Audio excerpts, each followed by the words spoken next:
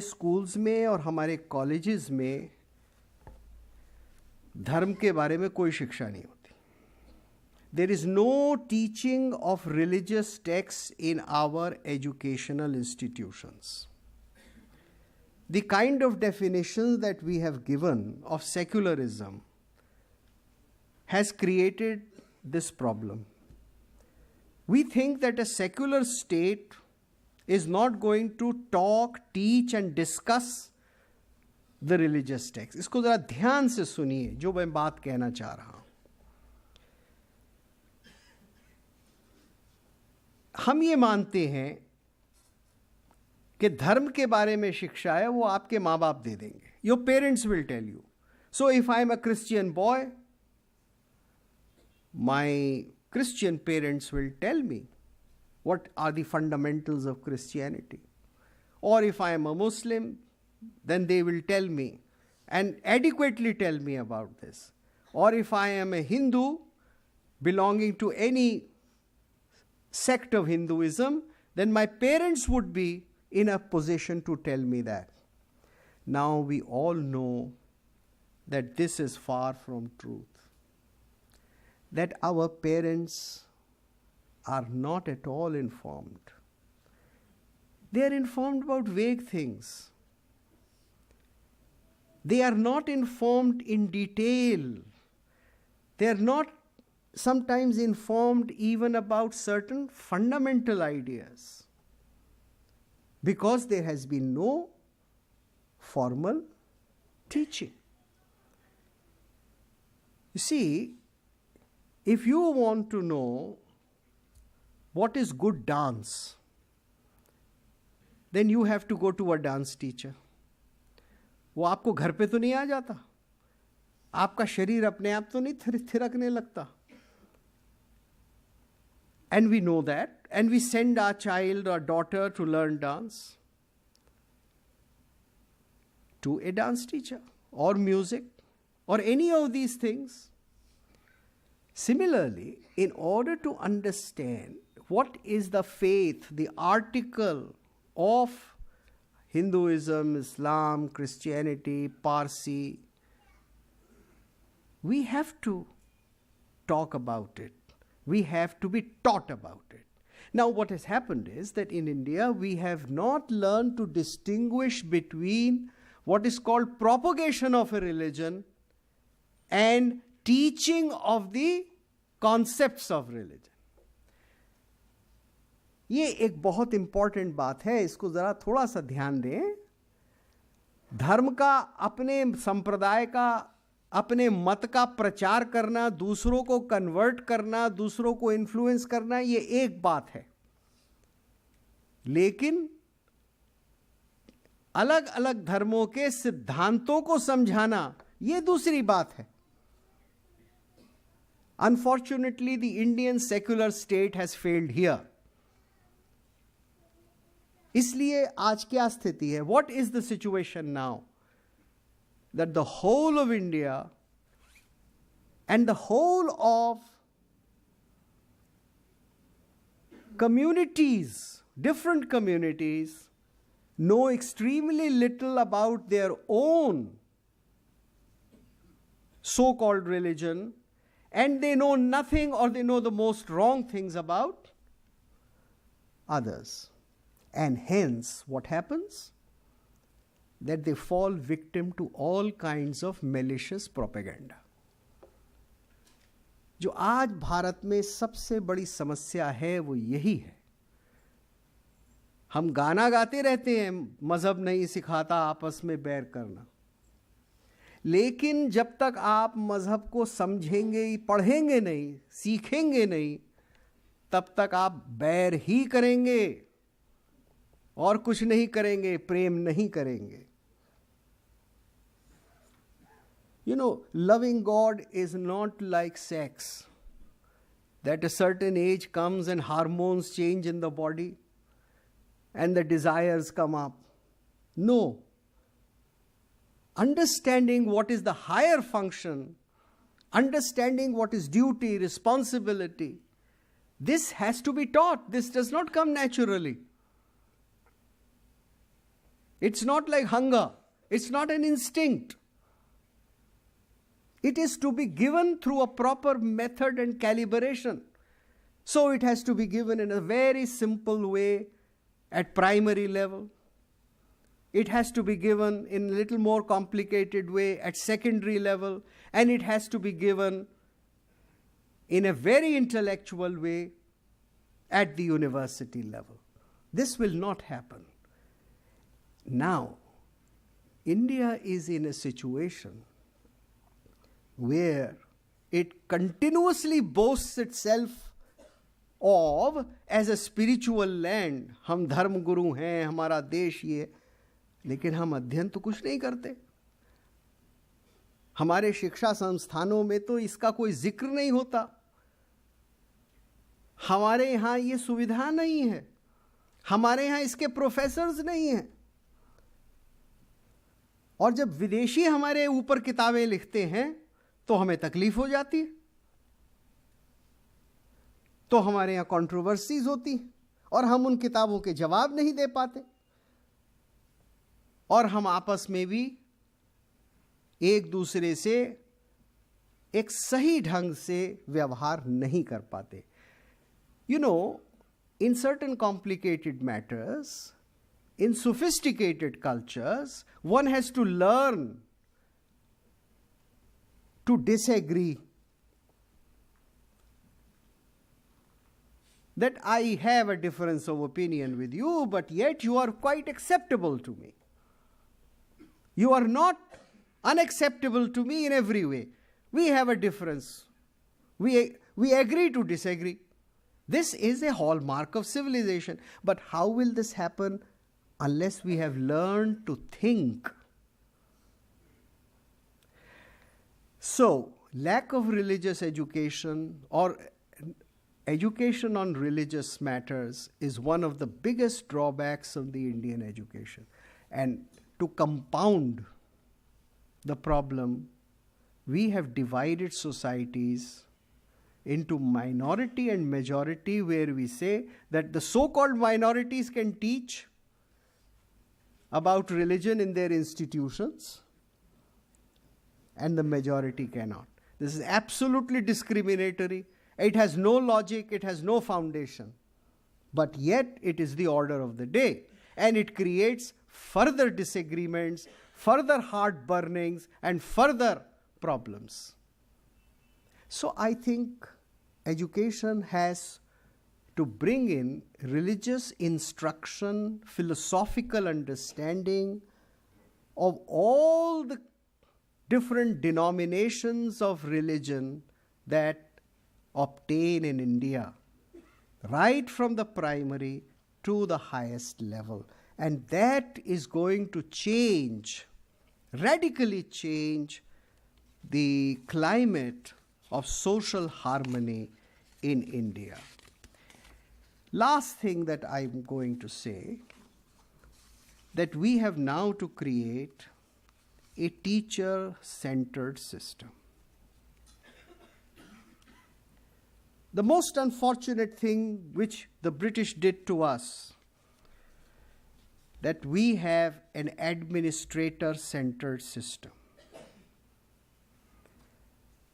That we are living in practice in a country where policies regarding what is to be taught, what is not to be taught are made not only in New Delhi, but somewhere around, say from Central Secretariat to UGC, bus. Within this 30 kilometers, that's all. This decides who is going to learn and who is going to teach what. 125 crore लोगों के लिए यही फैसला हो जाता है. This is not only unnatural, this is against the whole history, against the whole spirit of what Indian education has been for thousands of years. You have to create a system where the teacher has to be respected and made responsible. आज सबसे बड़ी शिकायत होती है ये कि साहब teacher तो रिस्पॉन्सिबल नहीं। वो इसलिए नहीं है कि आपने टीचर को इररिस्पॉन्सिबल मानकर उसके लिए सर्विस कंडीशंस बनाई।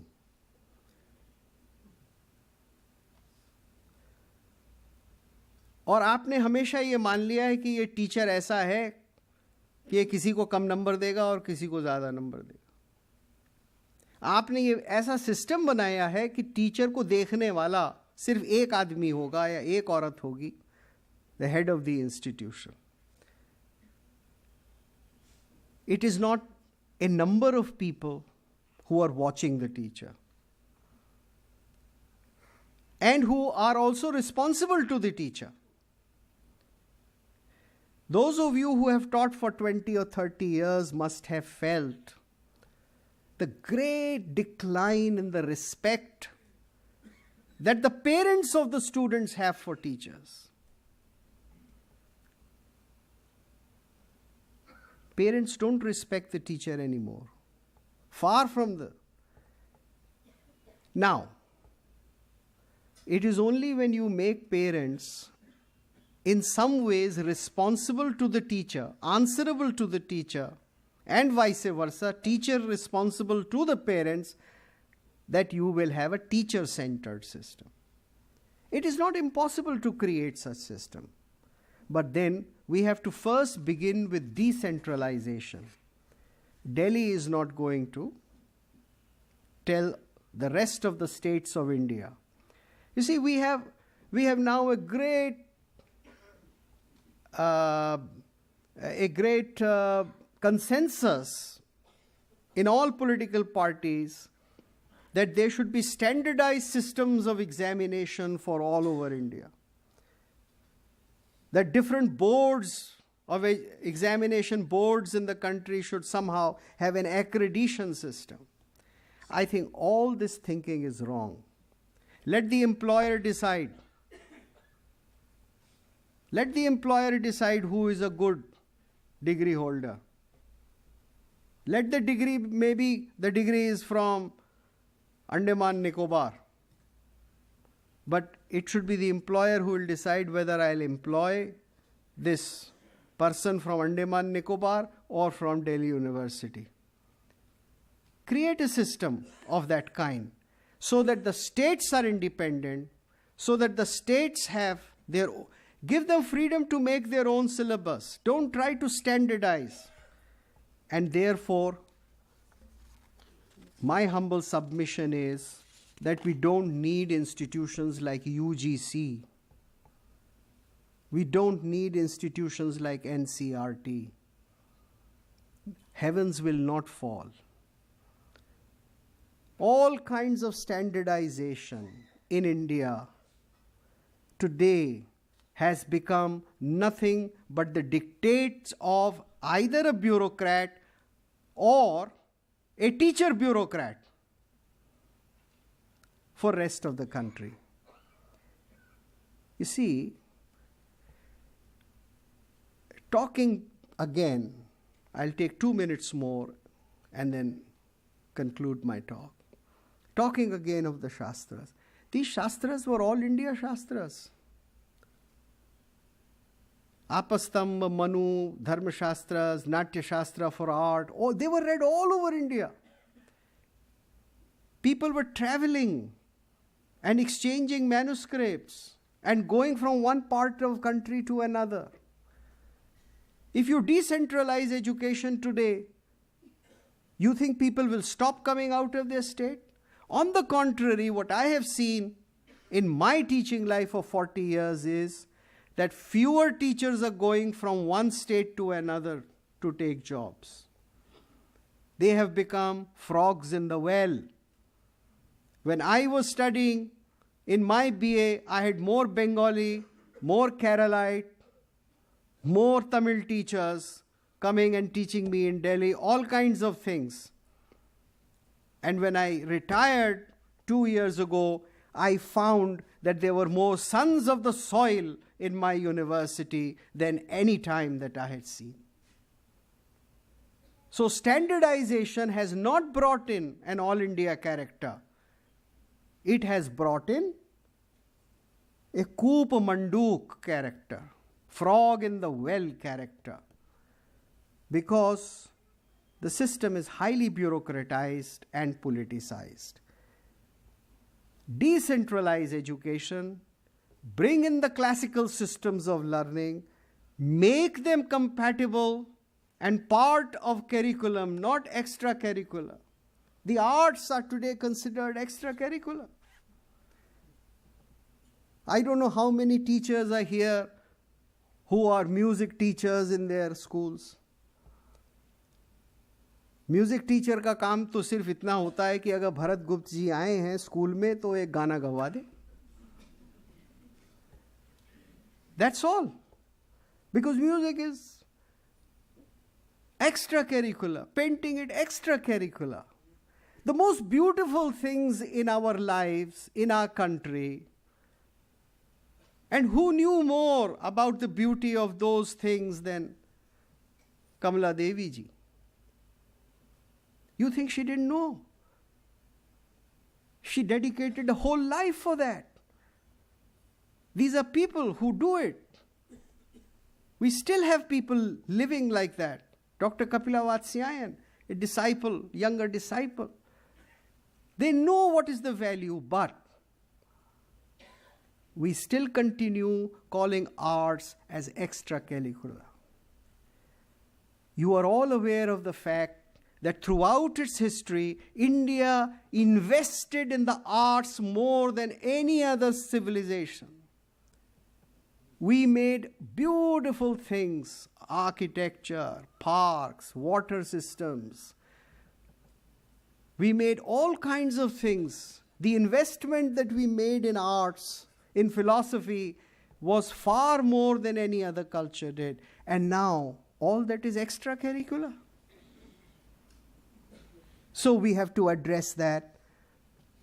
Arts have to become part of humanizing us. Otherwise, you know what we'll have? We'll have economists from business schools who will ruin your economy, as they have done in last 10 years, in spite of all these great economists taking the helm of the country has slided. This has happened so at Harvard, this has happened in Europe. This has happened all over the world. What are those business school brilliants doing? This is primarily because arts have been left out and we have become dehumanized. The greatest purpose of arts is to humanize us, to teach us how to respect and love our fellow beings. Thank you very much.